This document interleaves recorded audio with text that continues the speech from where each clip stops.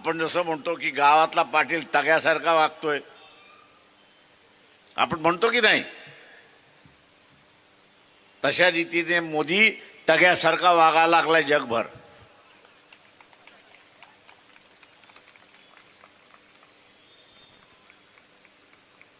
त्या पाटलाची आपल्याला भीती वाटत नाही, कारण का दर दिवशी आपल्या बरोबर त्याचं भांडण चाललेलं असतं.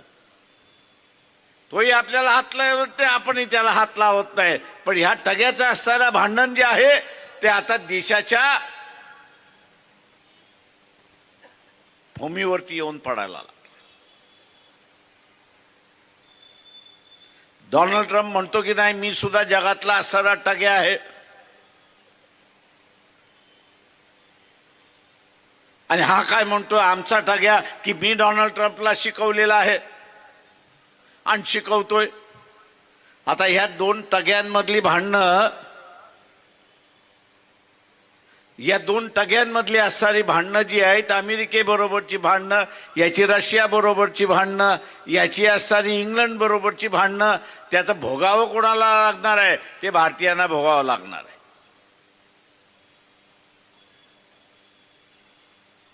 ते भारतीयांना भोगावं लागणार आहे.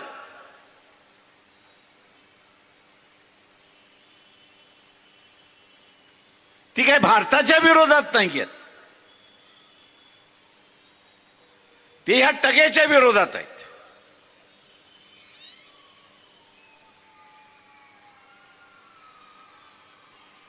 हे टग्याच्या विरोधातलं असणारं भांडण आहे.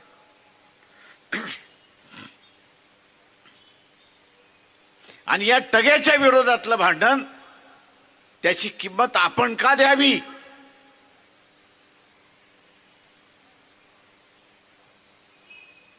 याची किंमत आपण का द्यावी? हा प्रश्न सगळ्यांनीच आपल्याला असताना विचारला पाहिजे, हे लक्षात घ्या.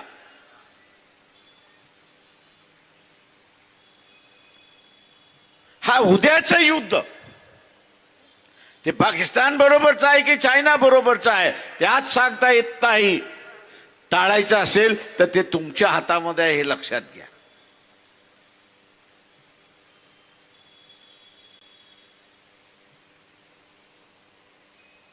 हे भांडण टाळायचं आहे, तुमच्या हातामध्ये आहे.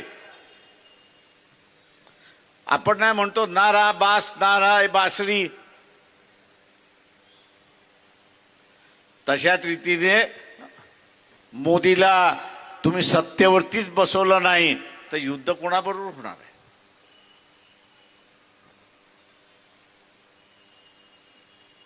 जनतेला हे युद्ध पाहिजे असेल तर मोदीला बसवा, असं मी सरळ म्हणणार आहे. तुम्हाला युद्ध पाहिजे का?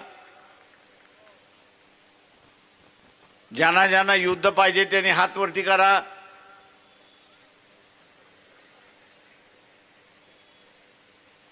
तुम्हाला असताना आता जर युद्ध नको असेल तर मोदीला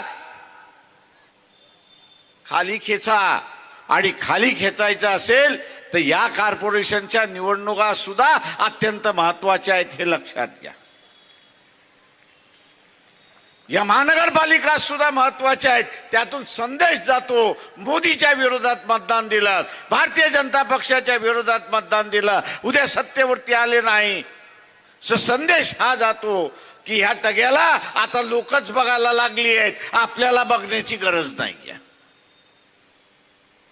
भारतीय जनताच त्याला बघायला लागलेली आहे, आपल्याला बघण्याची गरज नाही. आणि भारतीय जनता जर बघणार नसेल तर हे सगळे बघितल्याशिवाय राहणार नाहीत, हे लक्षात घ्या.